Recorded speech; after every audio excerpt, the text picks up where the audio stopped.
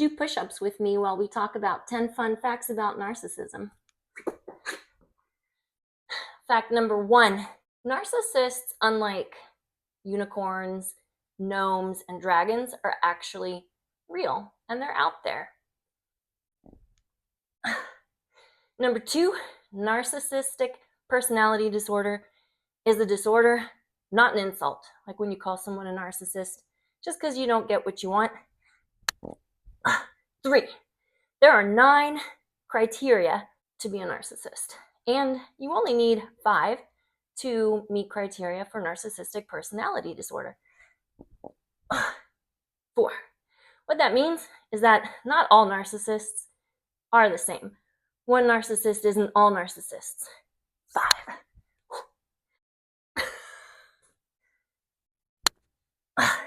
6, there's a spectrum. That means that they can be mild, moderate, or severe. On the more severe end, they are more malignant, more likely to be highly exploitative and deceitful, and closer to psychopathy.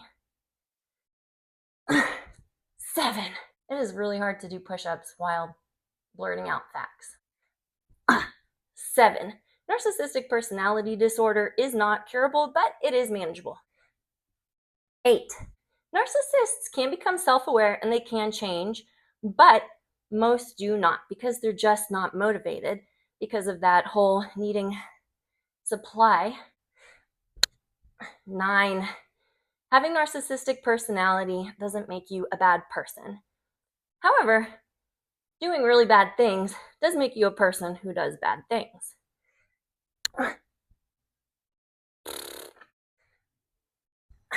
10, there are lots of different presentations of narcissistic personality disorder, such as overt and covert, communal, helper, altruistic, but basically it's a lot of trying to look better on the outside than they really are on the inside. Come do some warm-up front squats with me while we talk about the fallout of narcissistic abuse. Number 1, the most strong feelings you're going to feel are likely going to be confusion and grief. Incredible, deep, profound grief. 2, a lot of that grief comes because you thought you knew somebody and you just found out that all your time with them was a lie. 3, a lot of that grief also comes from the smear campaigns and just grieving all of the people who you used to have a relationship with. 4, the confusion is because they were so incredibly nice in the beginning and then so incredibly cruel, and it just doesn't make sense that one person can be both of those people, yet they are, and that is so confusing. I forgot what number I'm on. In the fallout of narcissistic abuse, you deal with the stages of grief, and it's not linear. You're going to experience denial that it just can't be true. Maybe they are actually the good person you thought they were. Bartering and anger. That anger is actually super helpful. So don't feel guilty for feeling angry. Listen to that anger and see what it's trying to tell you. It's okay to take time and not know whether or not you want to forgive them. Sometimes what they do, it's a lot to process.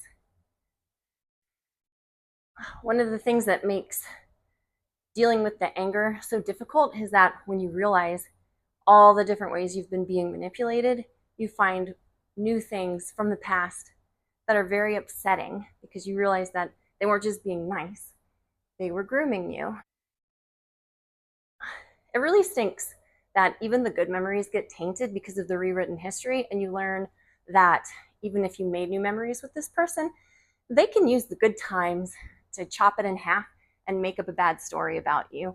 So you can't even trust the hope of having a good time with that person again. Hoovering is really insulting. Like the fact that they can do such damage and wreak such havoc on your nervous system and then just act like it's just fine to say hello or a random phone call or happy birthday or a compliment without even acknowledging anything of what happened. It's like a slap in the face. Just because they guilt you because they're not getting what they want doesn't mean that you're actually in the wrong and that you are required by law to feel guilt for something you're not doing wrong. It's okay to build a new support system. You have to. Make new friends. Sometimes even switch your job, switch your church. Do what you need to do. Some flying monkeys are deliberately malicious, and some of them are just ignorant. It stinks, but you have to let them go in order to stay safe. It's going to get better. Come do some stretches with me while we talk about healing from narcissistic abuse. 1, it begins with recognizing that something is off, realizing that these problems that they bring up, the more you try to clarify, the more you try to correct misunderstandings, the more you try to show proof that something is incorrect, the more you find out that the problem isn't the problem. The problem is the goal.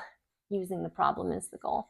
And you're not going to be able to successfully resolve things with this person or these people. 2, get space from them. If somebody is coming at you very aggressively, very oppositionally, throwing a bunch of negativity and shame and blame at you and criticism, that does hurt. That does affect a person, a human being.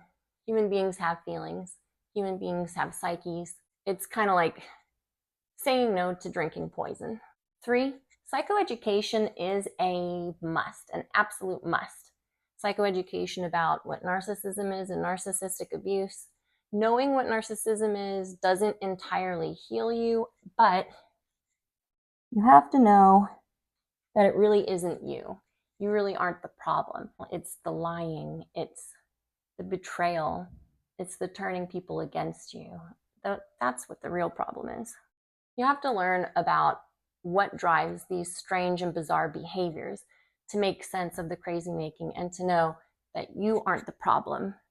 Giving into the disorder is the problem. 4, understand that incessant and intrusive rumination is completely normal. It's also completely miserable, and it's going to take a long time for it to go away. How you could say it, what you could say, ruminating over what they said and did and trying to figure it out, untangle it, and make sense of it in your head. All of that rumination. It will come to an end if you handle it properly. 5, talk about it with someone who is safe, someone who holds space for your feelings and your experience, someone who believes you and can validate you. And you can also journal. Hold space for yourself. All that rumination, it's a sign that you've got things that need to be processed. Take the time to process it. It helps you understand it, and it helps you know what you're going to do about it and make decisive beliefs about what you're encountering. 6, make time to grieve. You're going to have to grieve. Grieving is a huge part of the process. And once you are in this situation, it's like strapping into a roller coaster ride and you can't get out of it now. So make time to grieve, and it's going to take as long as it takes. Number 7, have faith that you really will feel joy again. You can feel so depressed that you could have like your favorite coffee drink and not be able to taste it and get no joy from things that you once got joy from.